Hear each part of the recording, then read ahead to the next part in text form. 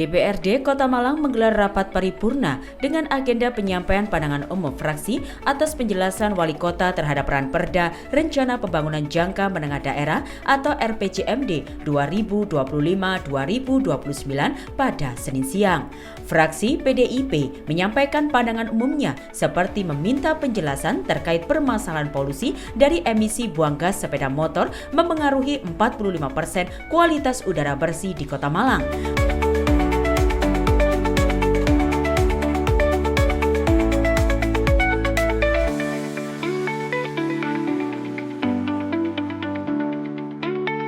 Fraksi PKB meminta pemerintah Kota Malang melakukan komunikasi intens dengan Pemkab Malang dan Kota Batu dalam rangka pengurai kemacetan.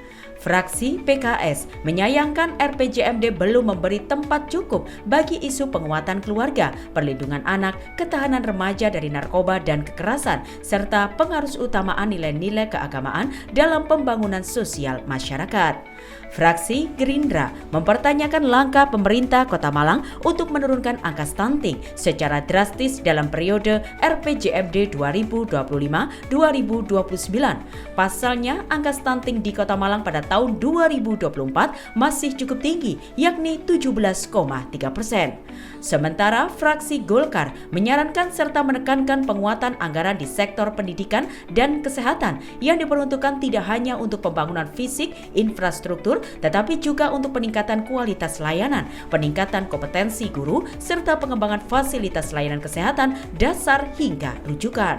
Fraksi Nasdem PSI memohon penjelasan terkait hasil evaluasi terhadap pelaksanaan RPJMD periode 2018-2023 yang mana menjadi dasar penyusunan dokumen Ranperda RPJMD 2025-2029.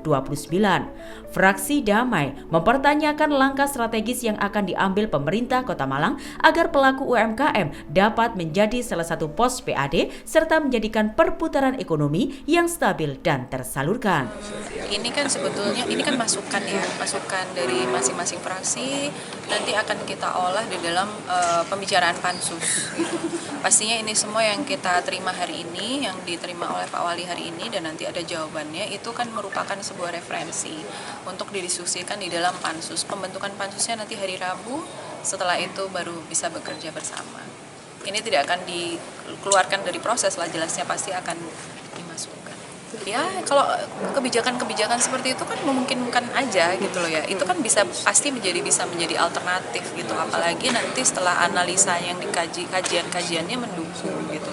Karena memang posisi ke Kota Malang ini kan sebetulnya banyak pendatang gitu. Nilai investasi juga sangat naik gitu di Kota Malang, sehingga ya nanti pasti akan menjadi salah satu bahan kajian dan analisa oleh pemerintah kota akan seperti apa gitu penataan untuk permukimannya gitu sih.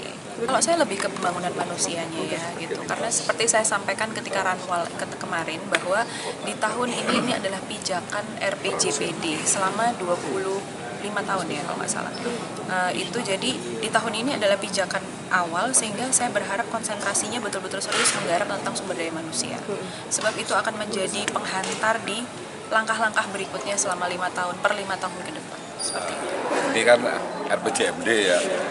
Jadi sebenarnya pembahasannya kita terkait dengan visi misi dan lain-lain. Tapi dengan itu apa itu masukan, nanti kita akan lihat ya. Ini kan adalah masukan-masukan yang nanti hari Kamis ya,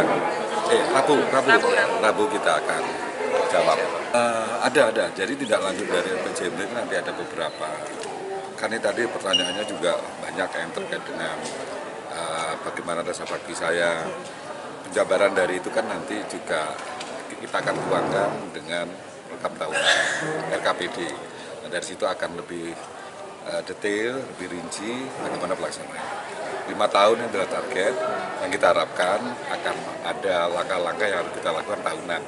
Nah, kalau contoh seperti dalam bagaimana penegakan perda, tentulah akan ada langkah-langkah, terutama masukan-masukan dari anggota DPRD untuk penanganannya lebih detail, itu tentu akan kita jabarkan secara rinci.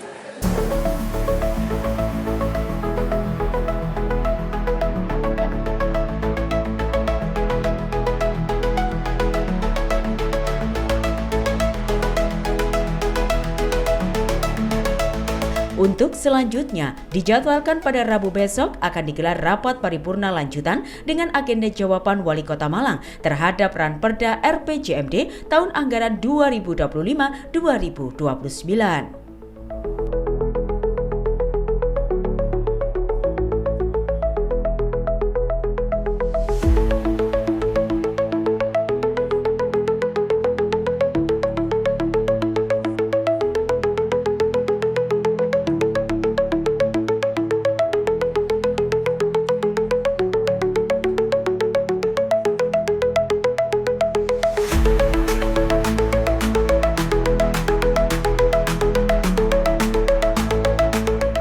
Ali Magrus melaporkan.